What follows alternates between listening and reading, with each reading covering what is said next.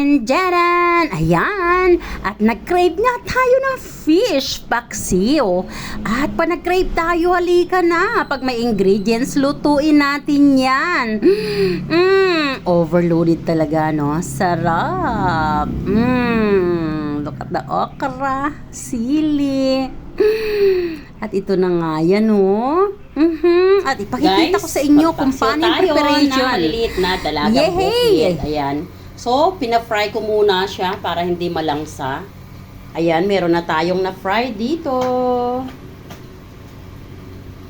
At sa pagpapaksiw nga natin, ito ang ating mga gulay, talong, okra, daming okra. Ayan, at sigarilyas.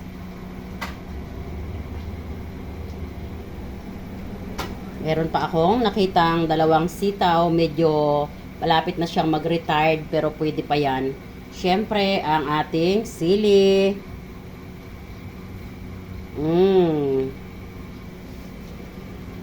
At siyempre, meron niyang kasamang siling pula. Lagyan natin ng kamatis. Ayan. Ang ating onions, garlic, at pipigaan natin ng kalamansi. Aside dun sa suka na ilalagay natin, pipigaan natin ng kalamansi, guys. Masarap. Promise. At lalagyan natin ng Knorr cubes. Yes. At yung pinagprituhan na isda, no? Yung kalahati niyan ilalagay natin sa ating paksiw. Yung kalahati, babawas natin, at yung kalahati ay ilalagay natin sa paksiw. Guys, napakasarap, promise. Halika na, prepare na natin. So, ayan na mga bestie. Na-prepare na natin yung ating ingredients ng paksiw. Siyempre, luya. Ayan, bawang at sibuyas. Ayan, siyempre, yung ating main, ang ating isda na pinrito. Pinrito natin para hindi malangsa. Ayan, at okrang bagong harvest. Talong, hindi ko muna hiniwa, mamaya ko nahihiwain yan pag ilalagay na para hindi mangitim. Ayan, at syempre, bagong harvest na sili. At meron tayong kalamansi at kamatis. Pero ito ay piprito natin ng bahagya. Dito sa ating pinagprituhan ng isda, binawasan lang natin ng konti. So, ayan guys. Kunting-kunti lang yan ng guys, no? Bahagya lang na igisa natin ng konti para lang hindi raw na raw. Ayoko kasi nung masyadong raw na ingredients.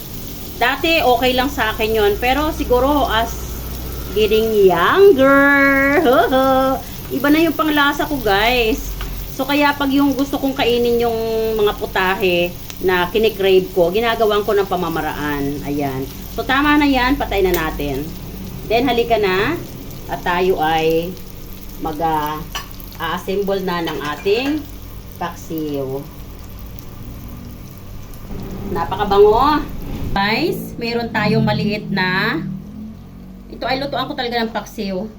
Yung kalahati ng ating ginisa na ingredients ay ilagay natin dito sa ilalim. And then ilagay na natin ngayon yung ating mga okra and sigarilyas.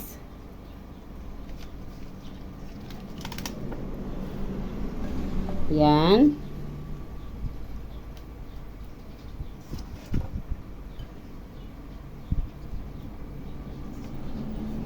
Mamaya natin ilalagay yung sili. And then ayan, meron tayong talong. Ganda ng talong natin guys. Oh, very fresh. Just harvest. Ayan. So now, saka natin siya hihiwain. Oh, ganda 'di ba? Oh, walang bulok.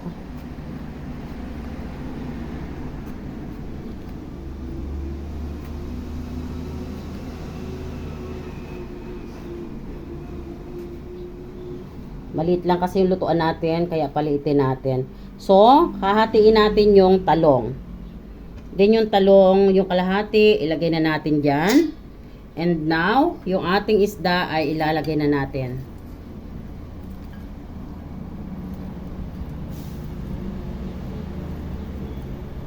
I-arrange lang natin ng ganyan.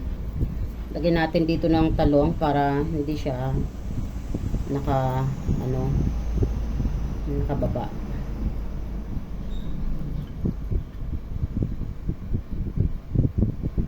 Yan, ilagay natin yung oil para mas masarap siya. Then, meron tayong tinira na gulay, 'di ba? Ayan oh. Ang okra. Lalagay natin dito sa gilid. Then, merong sigarilyas, sitaw, sili. Ayan. And now, yung ating sili, ilalagay natin dyan sa ibabaw. And we have this tomato.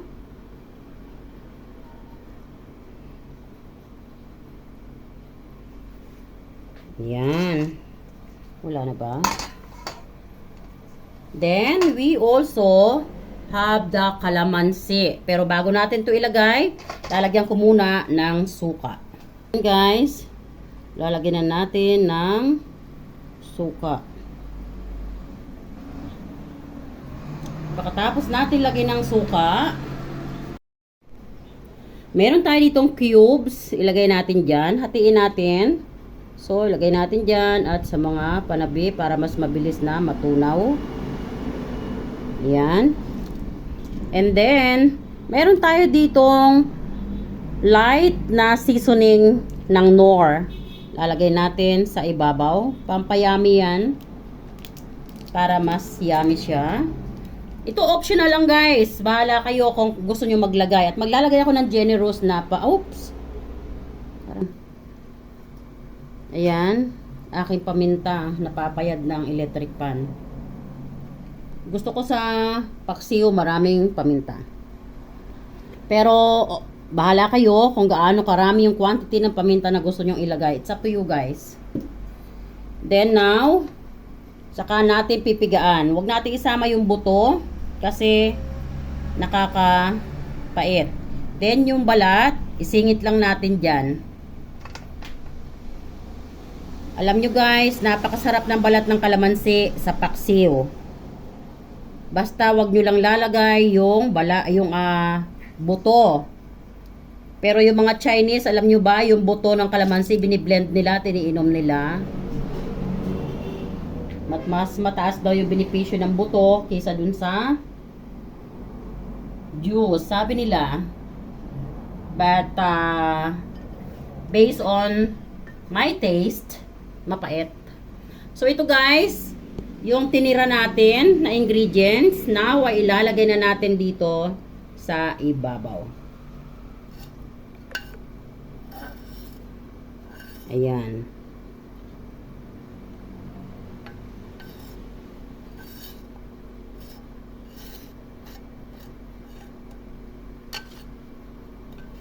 Sairin natin. Sayang ng ingredients. Pag ganito yung paksiw nyo guys, napakabango, promise. Now, ay sasalang na natin. Ayan guys, binuksan na natin ang apoy at bago natin tatakpan, huwag natin kalimutang maglagay ng sugar. Kunti lang. I-spread na lang din natin sa ibabaw para pag nag-moist siya ay madaling ma-dissolve. And last but not the least, lagyan natin ng water. So, yung water natin is only 50 ml. Enough para maluto yung ating gulay. Take note ha, 50 ml lang po. Pero bahala kayo kung gusto nyo ng paksiw na masabaw. Ako ayoko ng paksiw na masabaw. Gusto ko lang na maluto enough yung ating gulay. So, ayan guys, tatakpan na natin. It's okay, medyo nakatikal yung takip. Mamaya-maya, lalapat na yan. Kasi yung ating gulay ay kukupis siya. No? So, ayan, see you again later on. Don't go away. I will show you the delicious outcome. Picture. And yaran! Ayan, luto na ang ating paksiw. Ayan. Patay na natin ang apoy para hindi maigahan. Sarap. Look at that. Sarap ng ating paksiw. Ayan guys, pag mga ganyang ulam, masarap yan sa kaning lamig. Ayan, may kaning lamig, halika kakain tayo.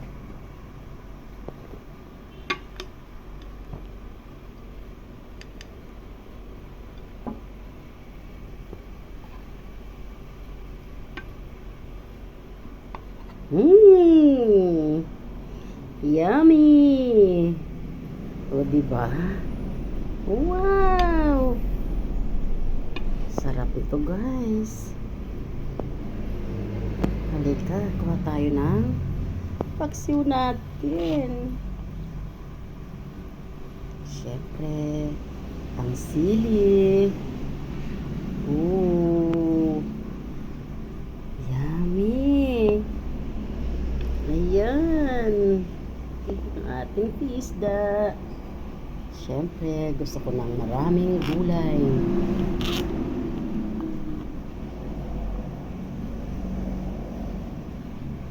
Ooh, sarap.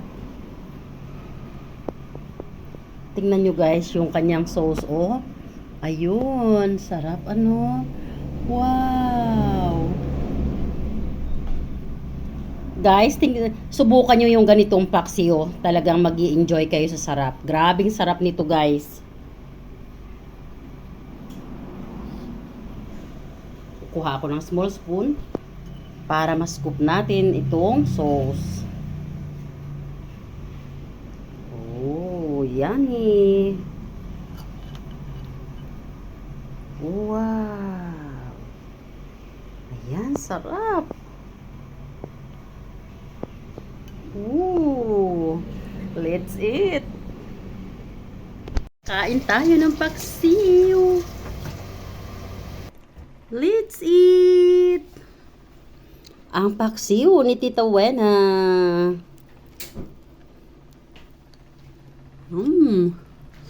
Sarap.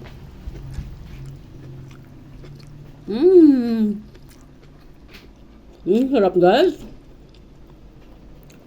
Sili.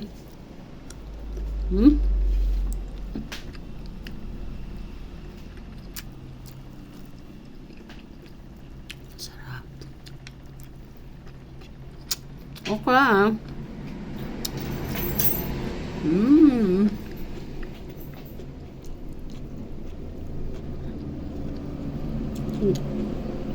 Ito yung ating isda.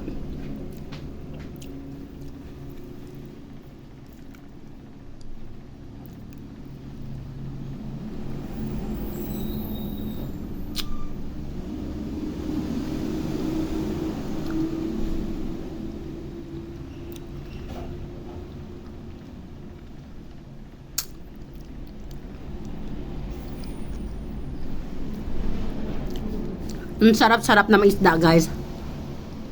Kahit maliliit lang siya, wala siya talaga langsa. Alam nyo, yung normal na paksiw, hindi naman talaga piniprito, 'di ba? Pero ako dahil nga nalalangsahan na ako, kaya piniprito ko. Sarap. Turugin natin yung sili. Sarap ng paksiw natin, guys, oh.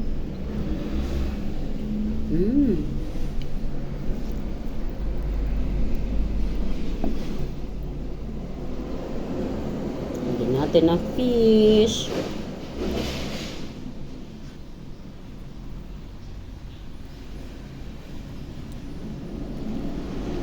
Kuya, yung tubig umaawas.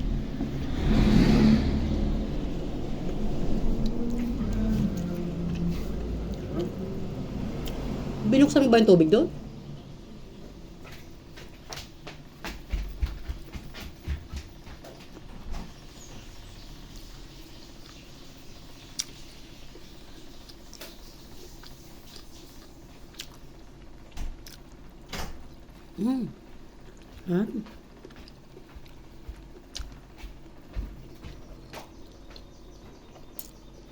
Sili. okra,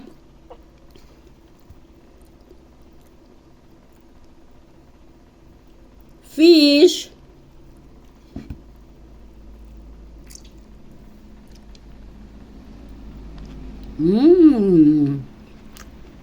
sarap. Tingnan niyo mukha ko, ang saya-saya.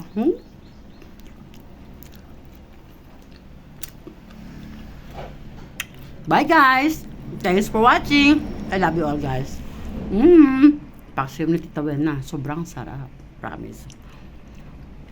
Try nyo to, ang method na to guys. Talagang mai-inlove kayo, mapapa. Oh, lalaka, sa sarap. Yes! Thanks for watching everyone. Tita Wena always saying, don't forget to keep loving one another. I love you all and bye!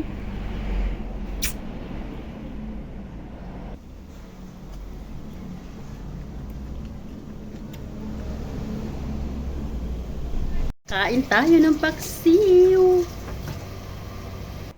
Let's eat! Ang paksiw ni Tita Wena.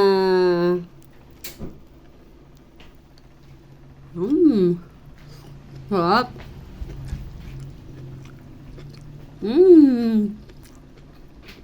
Sarap guys. Sili.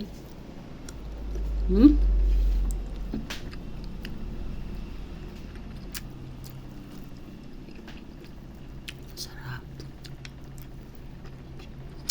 Okra.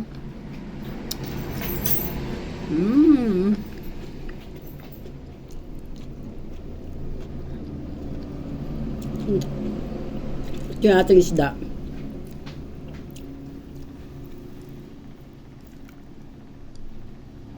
Thanks for watching everyone. I love you all. God bless.